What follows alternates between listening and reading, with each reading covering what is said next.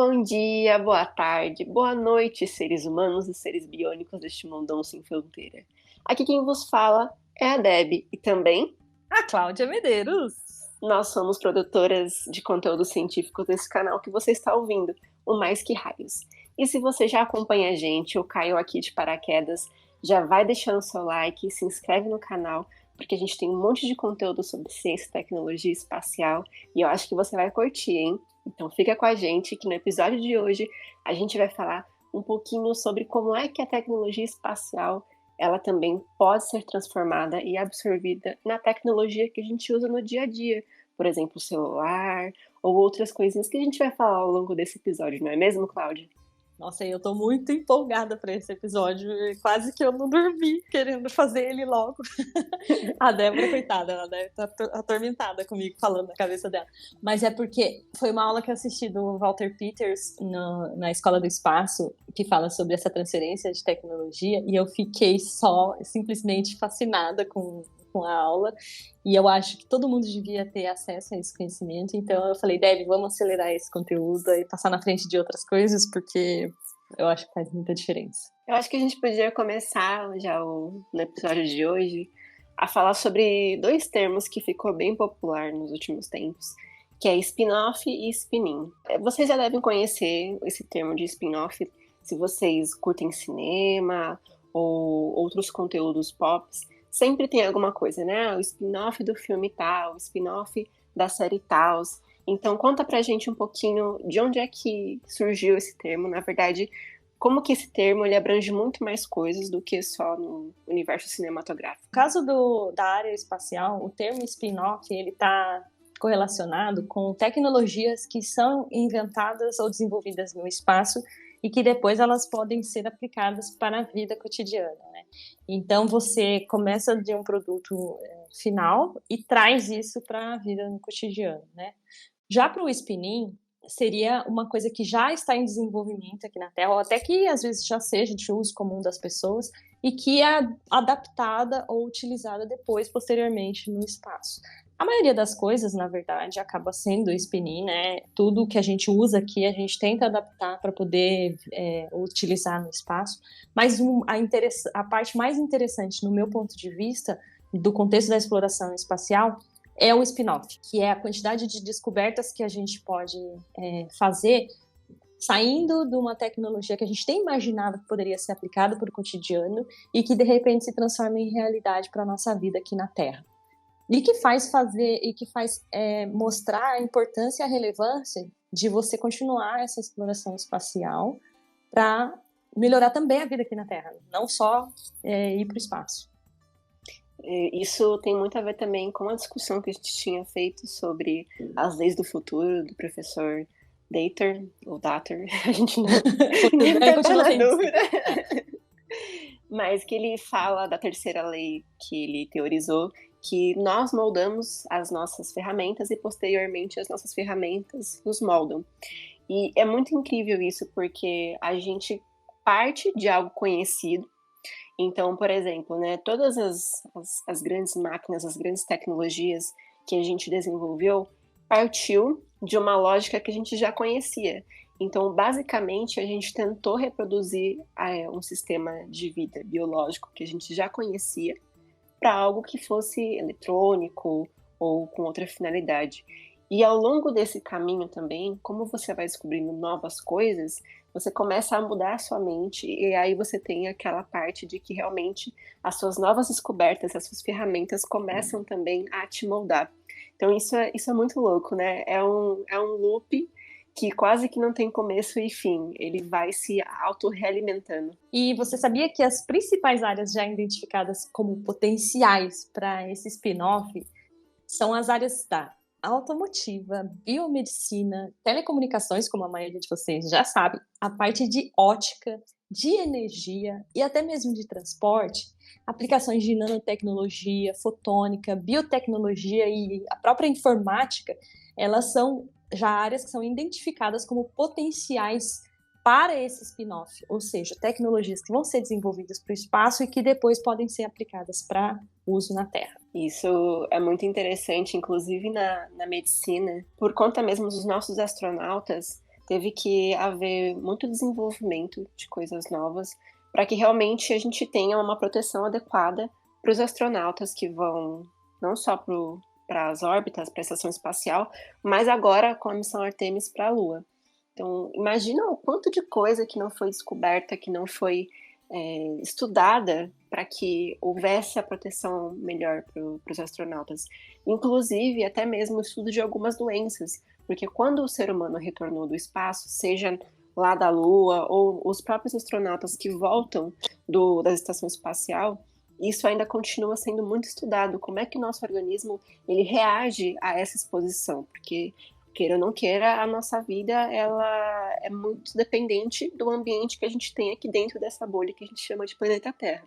Então, como é que a nossa vida ela consegue sobreviver fora desse ambiente? Quais são as consequências e como é que a gente pode mitigar? A principal dificuldade que acredito que exista no spin-off é você aproximar esse conteúdo científico, prático, para uma solução do dia a dia. Quando você imagina uma exploração espacial, qualquer coisa que é desenvolvida para o espaço, você não consegue, a princípio, entender que aquilo pode se transformar numa solução, por exemplo, biomédica. Você olha para uma solução que está acontecendo, uma técnica que está sendo aplicada no espaço e não imagina que aquilo pode ser usado na Terra. Então, eu acredito que uma das dificuldades que as pessoas têm, tanto de entender quanto até mesmo de absorver essa tecnologia, é aproximar esse conteúdo científico para uma técnica prática de uso aqui. E para isso, o que a NASA, a ESA, as agências espaciais ou todos os ambientes acadêmicos de desenvolvimento estão tentando fazer é aproximar esse conteúdo científico para o prático e para isso, às vezes, encontrando intermediários, ou seja, pessoas que têm um certo conhecimento sobre a necessidade que existe aqui na Terra com o que está sendo desenvolvido no espaço e tentar olhar, abrir a mente para essas soluções, tá? Então, uma das iniciativas, né, você começar a dimensionar e mostrar a importância e dimensionar os custos e os benefícios de implementar essas soluções. Porque, sinceramente, para uma indústria, muitas vezes o que conta mais é o dinheiro, é a receita, é como aquilo vai melhorar a produtividade ou o desenvolvimento dentro da empresa. E aí, para isso, é preciso que seja feito um estudo, né, para dimensionar os custos, então fazer essa implementação. Uma das dificuldades também, tecnologia nuclear, são importantes para diversas atividades aqui na Terra, mas um grupo pode utilizar essa tecnologia de forma inadequada. Então, também temos esse problema, né? Uma coisa que eu achei muito interessante na época que a gente teve a aula, e aí eu vou abrir um parênteses nessa...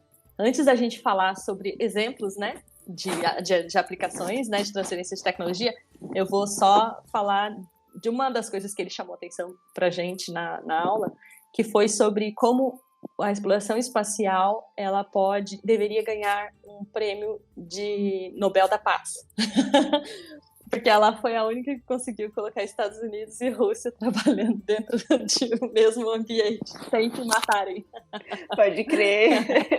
Mas deveria ganhar um prêmio Nobel da Paz, porque quando a gente imagina o espaço e se colocando uma comunidade de pessoas expostas a um nível de risco muito alto fora do planeta, elas precisam fazer isso dar certo, é a condição de vida.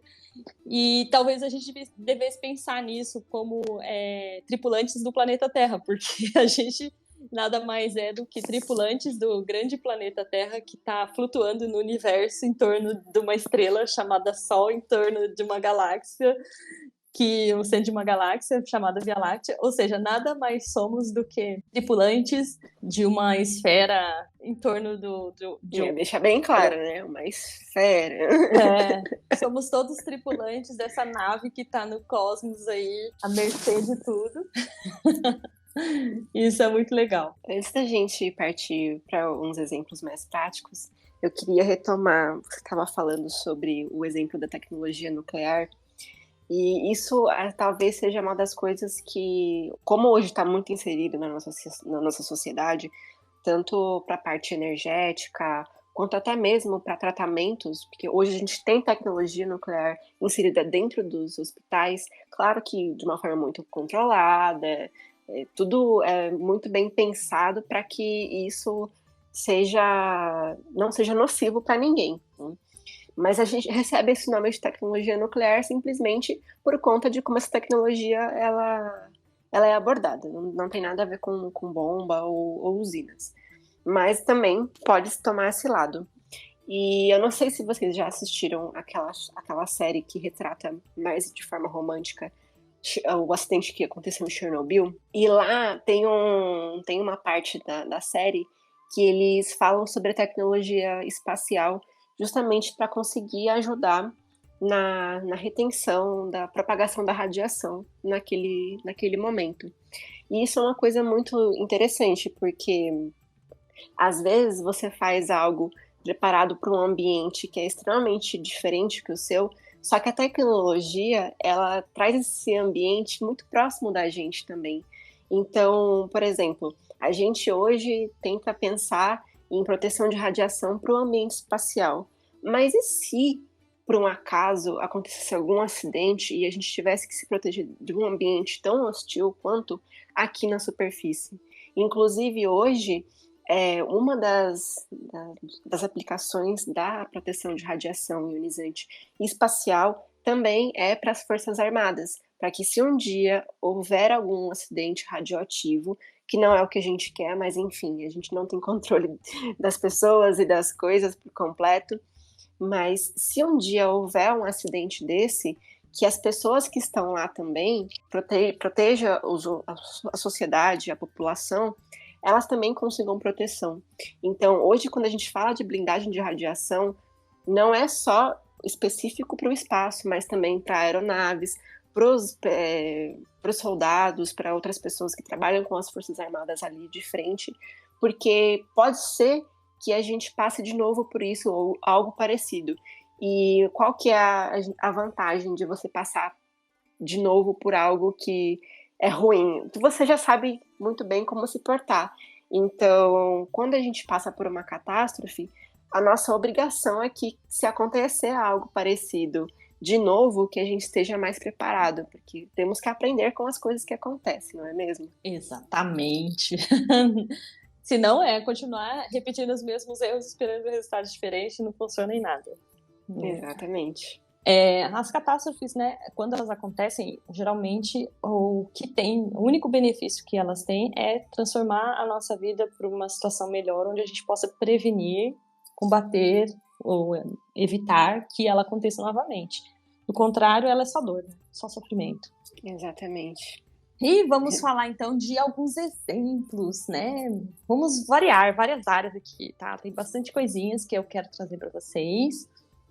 Então, uma das coisas muito interessantes, assim, são próteses. Sabe aquelas próteses que uma pessoa, quando perde a perna, ou quando perde um braço, ela precisa utilizar?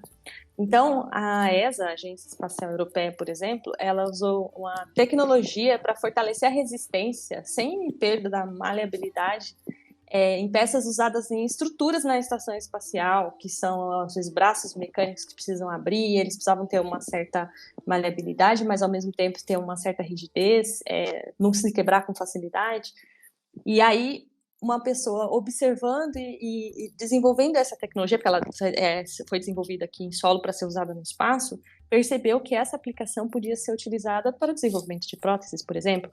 Então, até um corredor, ele teve uma extrema vantagem ao usar esse tipo de prótese, né, em Olimpíadas Paralímpicas, e a partir daí isso também se popularizou. Então, hoje tem pessoas que têm acesso a esse tipo de prótese, podem ter uma caminhada ou um movimento melhorado com relação a uma deficiência, por conta de uma tecnologia que foi desenvolvida para resolver um problema do espaço. Então, se vocês estiverem escutando um ruidinho de fundo aqui, nós moramos em um lugar onde a gente não consegue fazer isolamento acústico. Então, vocês vão escutar, às vezes, carro passando, pessoas andando no andar de cima, faz parte, tá? Um dia a gente vai ter tecnologia e dinheiro suficiente para investir em equipamentos onde a gente possa prevenir todos esses barulhos para o áudio de vocês ficarem melhor. Mas enquanto a gente não tem, por favor, o conteúdo vale mais a pena, aceita esse ruidinho de fundo, ele faz parte. Ok? Sim. Tá. Você sabia? Olha, é até engraçado, porque eu achei muito engraçado. Para a estação espacial, principalmente, que precisa ter vários graus de liberdade, né? Um motor, para você saber quando você faz um motor, existe o que a gente chama de grau de liberdade, né? Que seria a quantidade de rotação que aquele motor tem capacidade de fazer, né? E para um motor, quanto mais elaborado o robô que a gente vai fazer, ou o equipamento que a gente vai fazer, a gente precisa de mais graus de liberdade, que seria a capacidade de alterar o seu movimento em direções diferentes com mais facilidade. Então, na estação espacial, para localização, para o próprio painel solar fazer um melhor apontamento, ou para poder fazer algum tipo de manobra, como, por exemplo, consertar o Hubble, eles utilizavam aqueles braços mecânicos que seguravam os astronautas mais próximos lá do telescópio, já que ele não podia ir lá sozinho, né, tem que estar conectado com alguma coisa no espaço. Então, esses sistemas de graus de liberdade ou as tecnologias envolvidas no desenvolvimento de robôs e mecanismos de controle desses servomotores desenvolvidos no espaço foi trazido também aqui para a Terra. E uma das aplicações que a maioria das pessoas amam curtir, gostam bastante quando elas vão nos parques, são, por exemplo, aqueles dinossauros que estão lá na Disney, né? Tem um Triceratops lá, muito bonitinho, que ele mexe com a cabeça, ele mexe com a boca, ele tem vários graus de liberdade de movimento. E você sabia que essa técnica de desenvolvimento desses motores com vários graus de liberdade, ela se iniciou no espaço? Você sabia disso, Débora? Que quando você vai na Disney, você está vendo tecnologias que foram implementadas num parque de diversão, mas que elas iniciaram no espaço. Tá vendo, gente? Olha, eu quero só escutar, continuar escutando. Mas tem uma parte que eu acho que isso aí todo mundo tem acesso e faz bastante, que é ir no cinema, ou você ter a expressão artística, ou séries, ou qualquer coisa voltada para ideias ou coisas que nós descobrimos no espaço. Isso também faz parte de spin-off, sabia? Você observar o espaço, pegar aquelas imagens maravilhosas do Hubble e depois trazer isso para o cinema, trazer isso para um quadro, trazer isso para uma decoração, trazer isso para um ambiente que você vai colocar o ser humano e projetar imagens, construir livros, extrapolar a mente, criar sons, porque até mesmo é possível, né, você utilizar espectros de emissão para poder converter aquilo em ondas sonoras, e você começar a imaginar todas essas coisas e trazer. Então é um spin-off do espaço implementado na vida do dia a dia. Às vezes você nem imagina, mas quando você pensa numa série que envolve o espaço, se a gente não tivesse essa exploração espacial, se a gente não imaginasse nada disso, se a gente poderia explorar ou criar qualquer ideia viajada do espaço, né? Mas com o conhecimento que a gente tem, são mais realistas, cada vez mais didáticos. A arte e a cultura, o cinema, séries, todas essas trazendo o conhecimento que é obtido do espaço para as artes e a cultura. Ontem eu estava conversando com a minha sogra e ela vai fazer 60 anos agora. E a gente estava conversando sobre como é que as coisas mudaram desde quando ela era jovem até hoje. Na verdade, ela continua sendo uma pessoa muito jovem, mas com o corpo de 60 anos e com a experiência de 60 anos. E aí eu falei para ela, né, que eu queria saber o que mais chocou ela do avanço da sociedade desde quando ela tinha os 18 anos até hoje, que é uma coisa que ela não imaginava que teria hoje e que para ela foi revolucionário. E ela me falou que o que mais chocou ela e o que mais ela ama da sociedade atual é o acesso à informação. E eu acho realmente isso uma das coisas mais incríveis que a gente tem hoje na sociedade moderna, que é que você tem essa preocupação de que todo mundo saiba, ou pelo menos a gente tenta que todo mundo saiba várias versões de uma mesma coisa para que elas consigam montar, construir a sua própria opinião sobre algo e não ficar simplesmente dependendo de um telefone sem fio. Então, hoje realmente a gente consegue ter acesso a qualquer informação. E essa parte de você conseguir ter essas informações sobre o espaço também é uma coisa que revolucionou demais a gente entender que o que existe além da atmosfera. Hoje a gente conseguir ter os serviços de GPS, que são satélites que estão fora do planeta, num aplicativo do celular. Então isso é muito incrível de você saber ter essa dimensão desse conhecimento para que você consiga não ser enganado pelas pessoas ou ficar à mercê do discurso de outras. Isso acho que para mim também realmente é uma das coisas mais incríveis. E às vezes a gente nem dá muito valor para como essa informação, a propagação da informação a partir da tecnologia espacial, ela também é uma das conquistas extremamente importantes. Para que as pessoas tenham, invistam ou acreditem, eu não escute isso, porque eu escuto, tá? A gente vê lá, pessoas escrevem lá no nosso comments, nos comentários, muitas pessoas às vezes falam assim, para que investir nisso? É muito dinheiro jogado para o espaço, é muito dinheiro jogado fora, então precisamos mostrar valores, né? Esse que a Débora falou já é um valor extremo, a maioria das pessoas utilizam o GPS para se locomover, para várias coisas, e é uma tecnologia baseada no espaço. Mas vou trazer para você números, já que vocês gostam de números, né? Um exemplo que a gente passou nos últimos tempos aí foi vazamento de óleo no oceano, né? Então, se você não utiliza imagens de satélite para identificar isso, você fica à mercê, por exemplo, do navio, que às vezes não vai comunicar que ele está tendo vazamento, porque é um prejuízo do caramba para a pessoa fazer essa manutenção. E aí você tem que ter um guarda costeiro o tempo inteiro circulando e vigiando, sendo que às vezes você está numa área muito remota, né? Mas se você tem imagens de satélite que podem ser adquiridas mais facilmente, como a própria Débora já falou nos últimos, por exemplo, para queimadas, mas agora a gente está falando de óleos, né?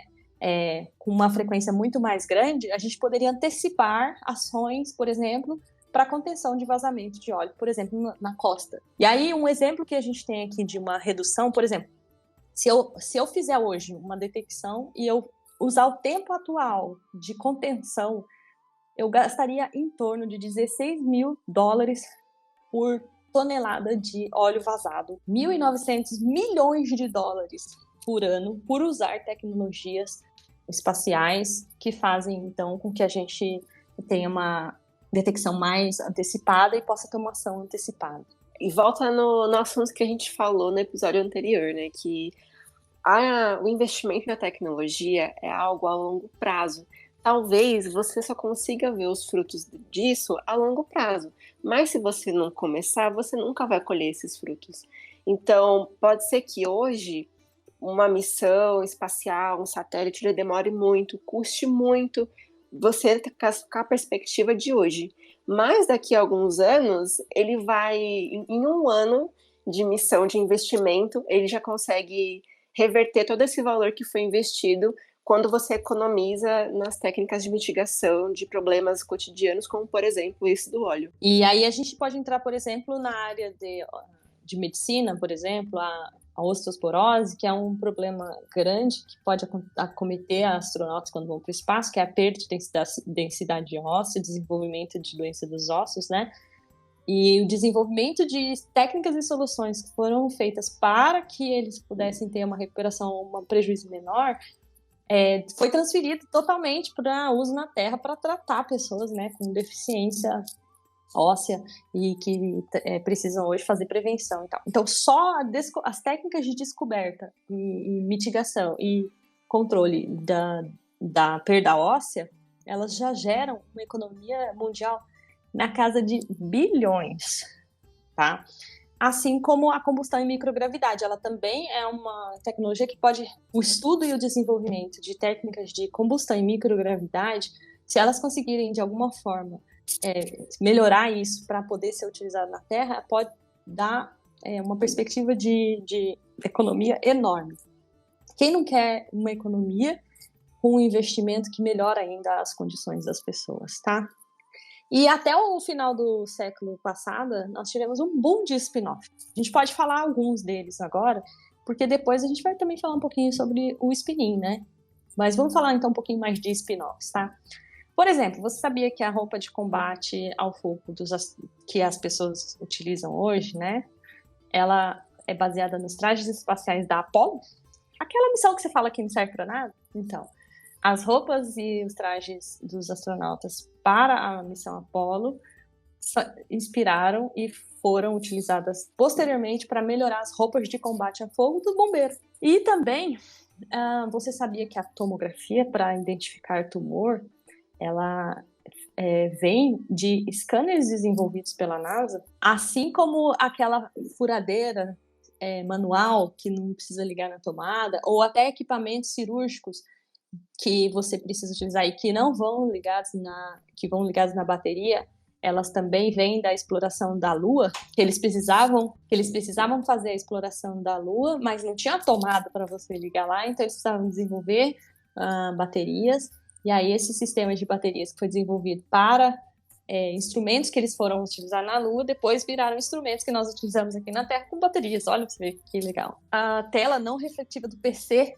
melhorar aquela que antes a tela ficava refletindo também, ela também é baseada na cobertura da janela da Gemini, né?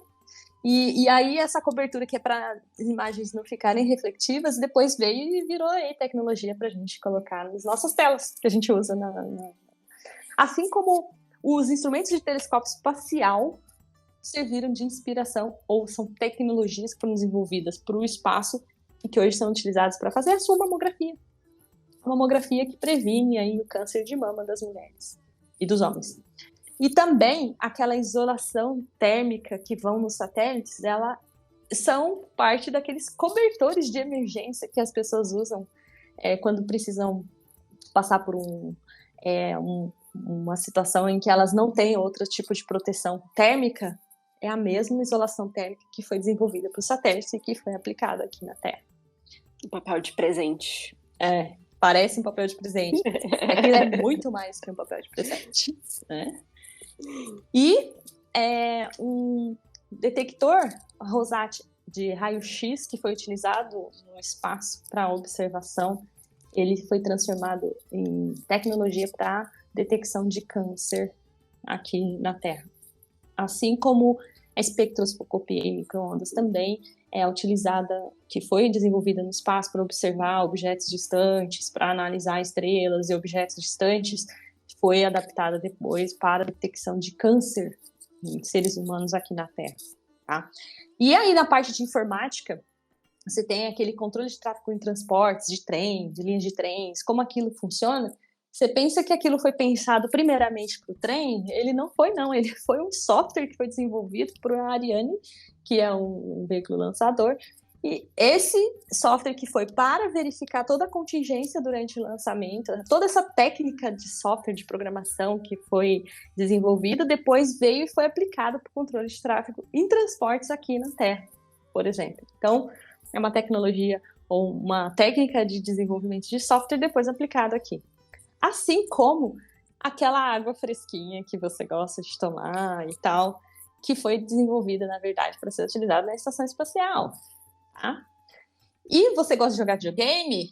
Débora, você gosta de jogar videogame? Pois é. Você acha que aquele Game Sticker, controle Chique 10 que você fica girando com as bolinhas assim, com a mão e tal, ele foi desenvolvido para o seu videogame? Não, ele foi desenvolvido primeiramente para a Space Shuttle, para o controle manual da Space Shuttle, quando ela estava lá no espaço, e aquilo alguém viu e falou: vamos trazer isso para os nossos videogames? Vamos melhorar a experiência do jogador de videogame? Então, é uma tecnologia que a primeira foi desenvolvida para o espaço. Assim como as mantas de proteção anticorrosão, que foram feitas também para serem usadas nas bases de lançamentos e que hoje são utilizados para tudo. A gente pode aplicar isso no dia a dia, né? E os braços robóticos, os famosos braços da estação espacial, e eles também são utilizados hoje, sensores de airbags, detectores de incêndio, porque a Mir, que foi a primeira estação espacial né, da Rússia, e com parceria da Rússia com os Estados Unidos e tal, eles tiveram problemas de incêndio a bordo, essas coisas, então eles desenvolveram esses detectores de incêndio que independiam do ser humano.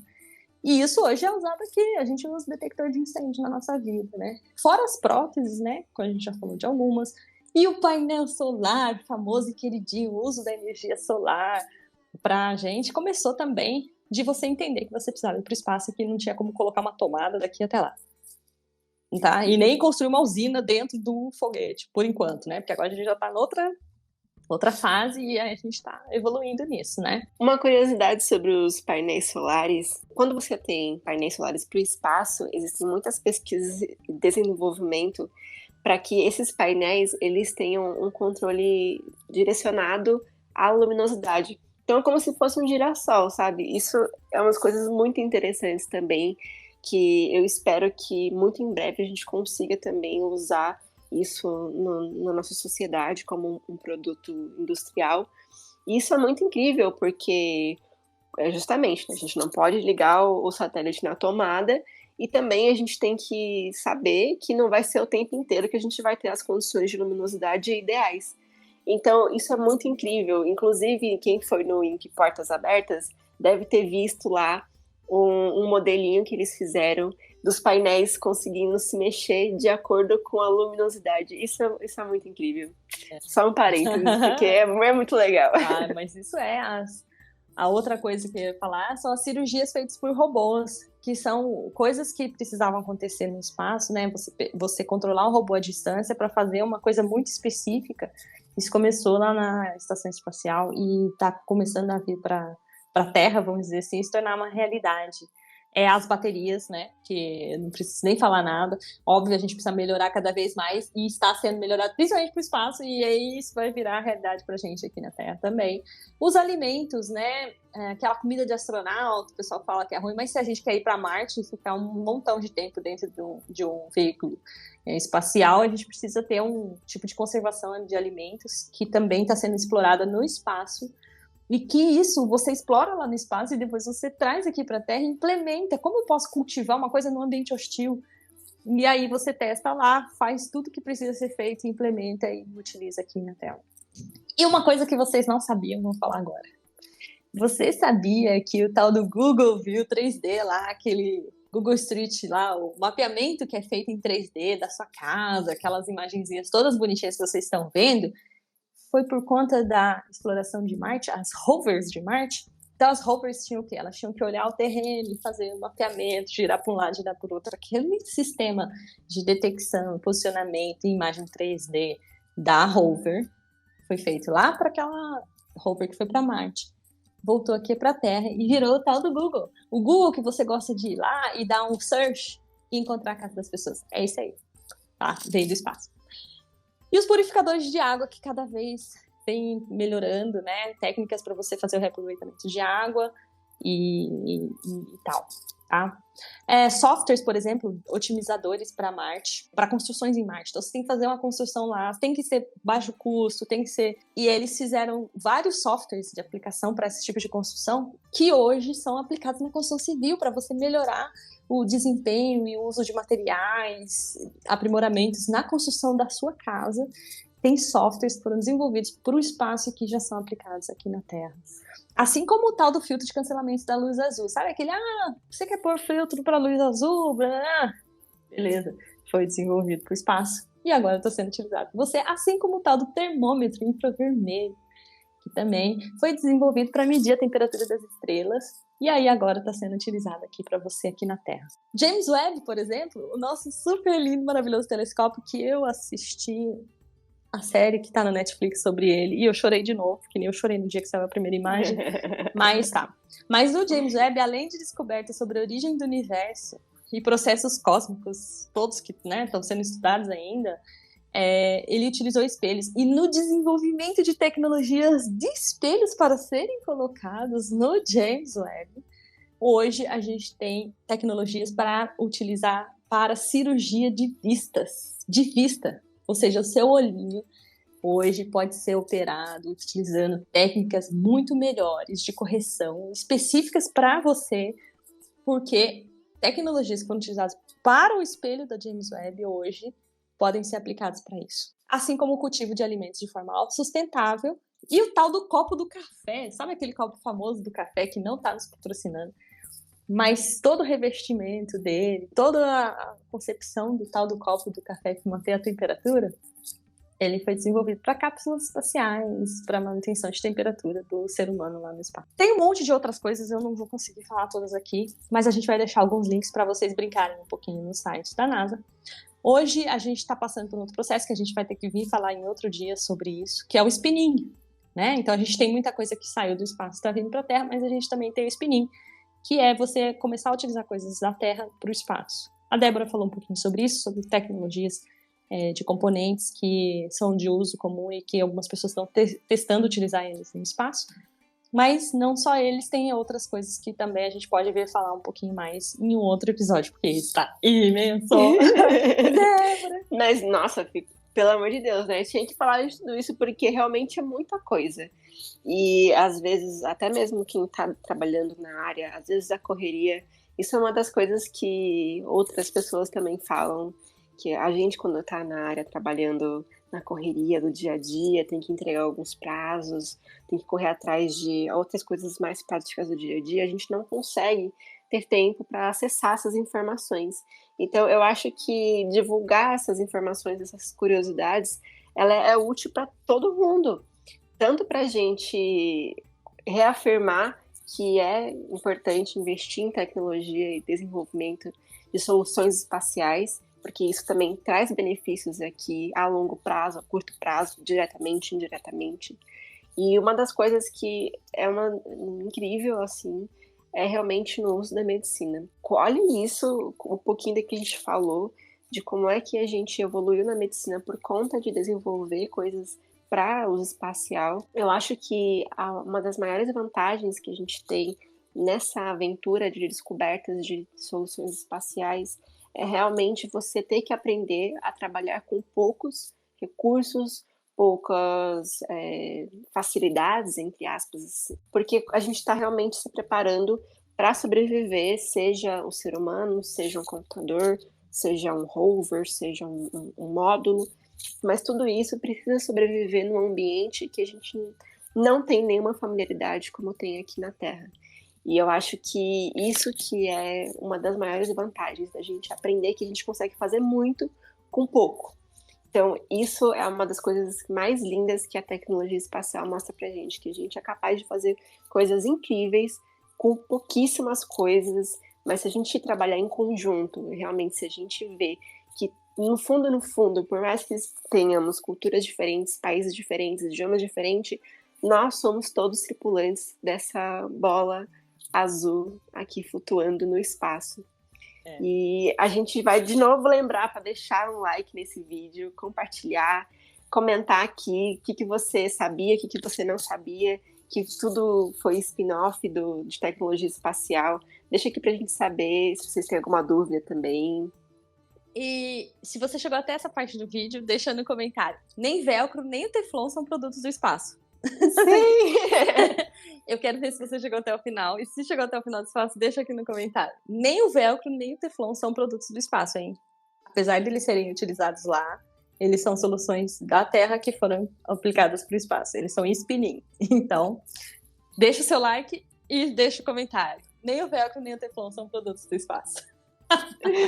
E a gente vai ficando por aqui hoje, gente. Um abraço para todo mundo que assistiu até o final do nosso episódio. E fique com a gente para a parte 2, tá bom? Então, um grande abraço e tchau! Tchau!